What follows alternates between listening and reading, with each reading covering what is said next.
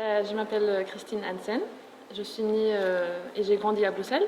Je suis d'origine danoise et j'ai aussi vécu au Danemark, mais je suis retournée en Belgique pour faire mon master à l'ULB. Donc là, j'ai fait un master de sciences de la population et du développement et puis master de spécialisation ici à l'Institut des études européennes.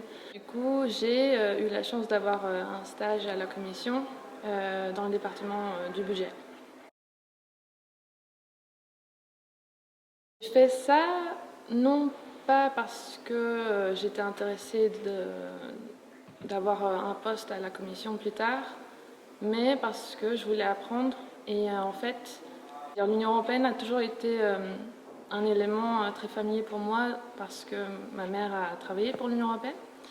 Et je me disais, c'est pas possible de ne pas savoir comment ça fonctionne. Et un stage, ça serait pratique.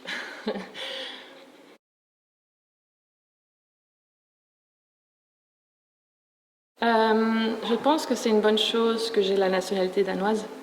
C'est quand même, allez, je pense que c'est plus facile que d'être par exemple français ou italien qui postule à l'Union européenne. Je pense aussi que mon deuxième master ici à l'Institut, ça a aidé. Et le fait de montrer qu'on est intéressé aux questions sociétales et politiques.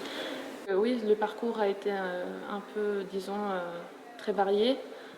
J'ai vécu au Danemark et j'ai vécu en Belgique, donc ça montre déjà que j'ai un esprit, disons, européen.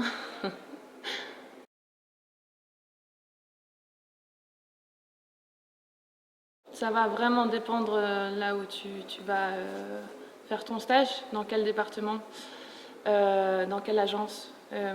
Pour moi, ça a été un peu, disons, ça a été un peu bizarre dans le sens que j'ai fait mon stage au département du budget. J'ai eu un cours d'économie, donc moi-même je ne comprenais pas pourquoi ils avaient été intéressés. Et finalement, ben, du coup, j'avais un peu difficile pour les concepts économiques. Et en plus de ça, il y a la langue de l'Union européenne qui est quand même. Enfin, il y a, ils ont beaucoup de, comment dire, de concepts et d'acronymes justement, oui, qu'on ne va pas comprendre dès le début. Et donc ça rend la chose difficile, surtout au début. Et en plus de ça, il y avait les concepts économiques, parfois je me perdais un peu. Mais ça a fait que j'ai beaucoup appris. Et finalement, je me suis dit, en fait, de montrer ce que je pouvais faire. Donc ça n'allait pas être des analyses économiques, budgétaires, mais ça allait être des questions politiques et faire des présentations. C'est clairement, donc pour moi, c'était compétence d'analyse et compétence à formuler. Mais c'est-à-dire, tu lis quelque chose, tu analyses et tu es capable de faire ça en quelques lignes. Pour moi, c'était d'articles et savoir quels articles, quels sujets étaient pertinents pour mes collègues et aussi pouvoir résumer en quelques lignes. Ils n'ont pas le temps de lire le long rapport et tout.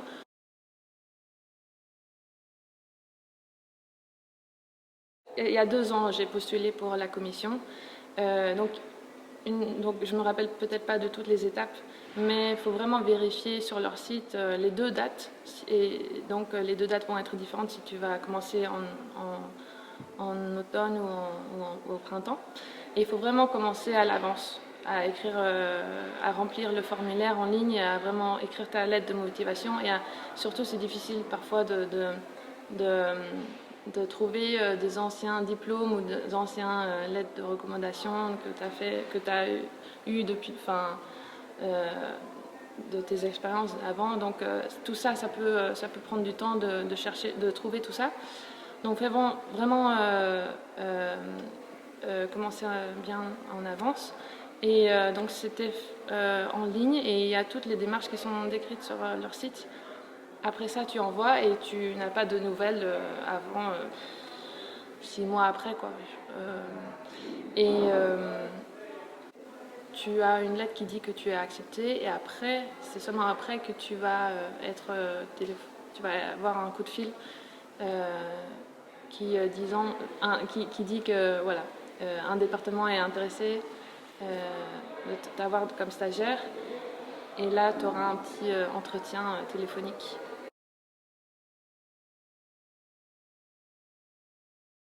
Au book, c'est une porte ouverte à l'Union européenne pour ceux qui veulent avoir une petite expérience pour voir l'atmosphère et la culture du travail et le fonctionnement en partie, parce que tu ne vas pas savoir en 5 mois, mais le fonctionnement de l'Union européenne, les dynamiques entre les institutions européennes, le Parlement, le Conseil, la Commission principalement. Donc c'est vraiment c'est une opportunité de goûter à la bulle européenne et d'avoir des expériences européennes à nouveau avec d'autres jeunes comme toi.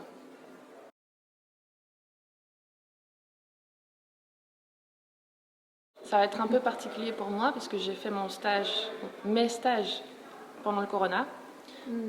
Donc, ça m'a permis d'avoir 2 semestres à la commission, donc printemps et automne. Mais j'étais la première génération et la seule génération qui a eu cette expérience. Et du coup, j'ai eu un stage à la commission pendant le corona et en télétravail 100%. Ça n'a pas été évident parce qu'eux-mêmes ne savaient pas comment faire avec une stagiaire à la maison.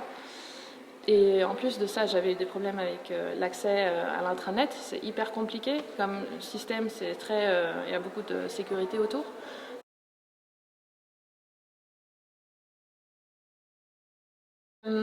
Mon premier semestre, c'était principalement d'analyser des articles sur l'opinion des États membres et du Parlement sur le prochain budget proposal, la prochaine proposition du budget, qui était en mai 2020. Donc c'était vraiment d'analyser leurs opinions avant et après la proposition et de résumer ça aux collègues.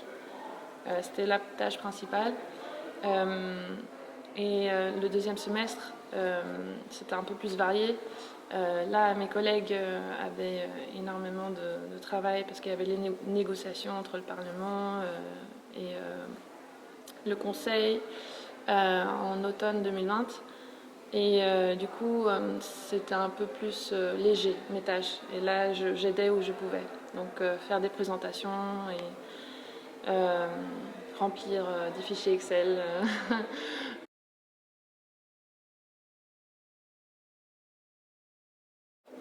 Ça dépend où tu vas avoir ton stage. Vraiment, enfin, il y a des personnes qui vont avoir beaucoup de travail, mais qui vont pas pouvoir avoir l'espace peut-être de contribuer personnellement parce on va te dire ce que tu dois faire et tu vas respecter. Et puis il y a d'autres où tu auras l'espace pour dire ce que tu penses et tout. J'avais de la place, mes collègues n'avaient pas énormément de temps à cause du budget proposal, parce qu'en fait, j'étais dans l'unité sur le MFF. Et le MFF est sorti l'année dernière. Du coup, il y avait une grosse pression sur justement cette unité et mes collègues. Donc, mais ils étaient ouverts à ce que j'apporte moi ma touche personnelle, disons.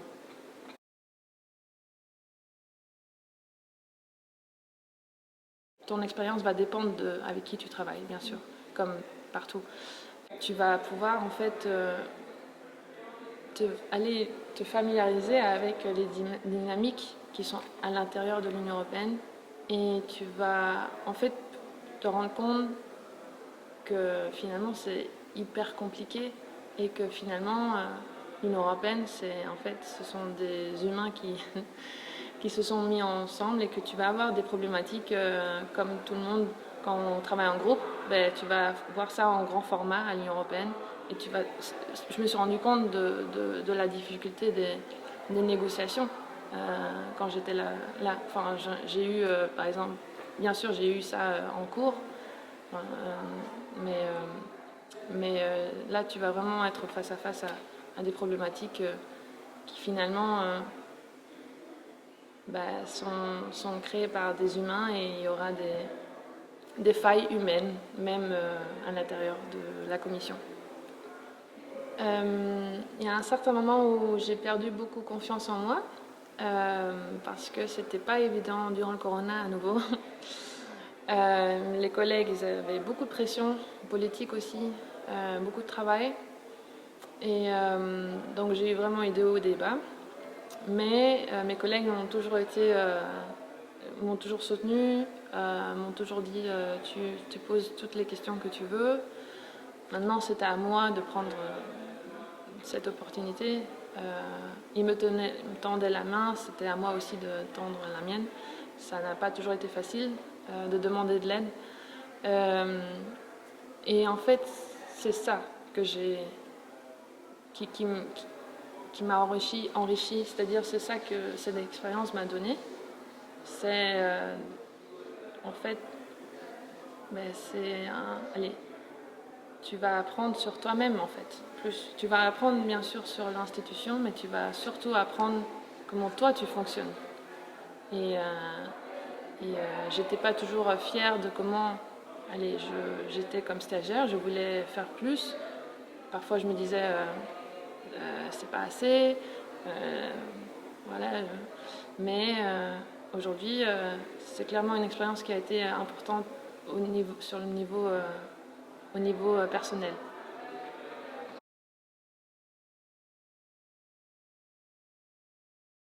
Principalement deux choses qui ont été négatives, c'est le fait d'avoir perdu confiance en moi à un certain moment. Ça m'a beaucoup affectée. Le fait de penser qu'en étant stagiaire, j'ai pas de légitimité. Donc, en plus, derrière un écran, à temps plein, tu vas pas toujours oser d'écrire un mail ou appeler pour poser une de tes questions que tu trouves peut-être un peu banale. Donc, voilà. Donc, je me suis rendu compte que, voilà, faut oser. Et j'ai pas toujours osé, disons. La deuxième chose, c'est que j'étais dans cette unité qui était une opportunité géniale d'être dans cette unité sur le MFF, justement l'année du MFF. Ça a aussi fait que c'était difficile parce que les collègues avaient extrêmement... allez, disons, ils n'avaient pas toujours le temps pour bien m'intégrer. Donc, c'est deux éléments qui ont impacté mon expérience.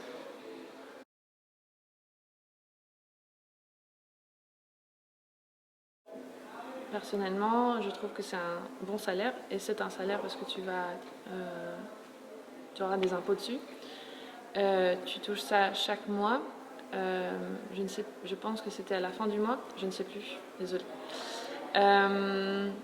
Et tu auras des travel allowances. Et donc là, tu calcules combien de kilomètres tu as fait pour rentrer à Noël chez ta famille. Et puis, donc là, tu vas aussi en gagner. Et des soins médicaux si tu en as besoin pendant cette période.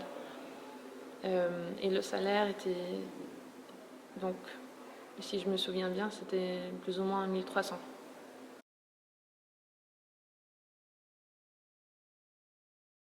Pour ceux qui veulent postuler pour le Blue Book, commencez bien en avance, parce qu'il faut trouver les documents qu'ils demandent et il faut bien rédiger sa lettre de motivation.